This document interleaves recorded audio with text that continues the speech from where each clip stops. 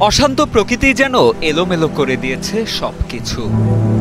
বন্যায় উপচে পড়ে আছে বাড়িঘর, বন্ধ হয়ে গেছে শহরের বিভিন্ন পথ। দিগদিশা না পেয়ে আশ্রয় কেন্দ্রের দিকে ছুটছেন বাসিন্দারা। শহর জুড়ে বিরাজ করছে ব্যাপক আতঙ্ক। রোমানিয়ার সুচাভা এবং নিয়ামত কাউন্টিতে ভারী বৃষ্টিপাতের ফলে দেখা দিয়েছে আকস্মিক বন্যা। বন্যায় অন্তত একজন নিহত হওয়ার খবর নিশ্চিত করেছে দেশটির বিভিন্ন সংবাদ মাধ্যম। এছাড়া বানের স্রোতে ক্ষতিগ্রস্ত হয়েছে বাড়িগাড়ি সহ মানুষের মূল্যবান সম্পদ।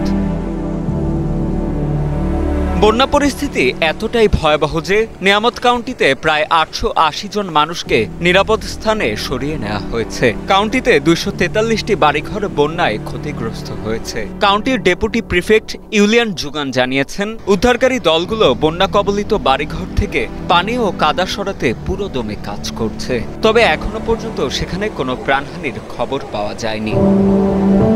সুচাভা কাউন্টির প্রিফেক্ট ট্রায়ান আন্দোনাচি জানিয়েছেন, কাউন্টির বেশ কয়েকটি এলাকার যোগাযোগ ব্যবস্থা সম্পূর্ণ বিচ্ছিন্ন হয়ে পড়েছে।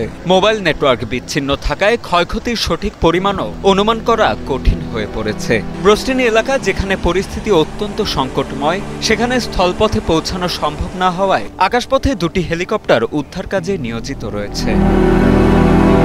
এদিকে সংশ্লিষ্ট কর্তৃপক্ষের মতে ১৯৭০ সালের পর এমন ভয়াবহ পরিস্থিতি এর আগে কখনোই দেখা যায়নি দেশটিতে। বন্যা কবলিত এলাকার মানুষদের আরও অ্যালার্ট বার্তার মাধ্যমে সময়মতো সতর্ক করা হচ্ছে।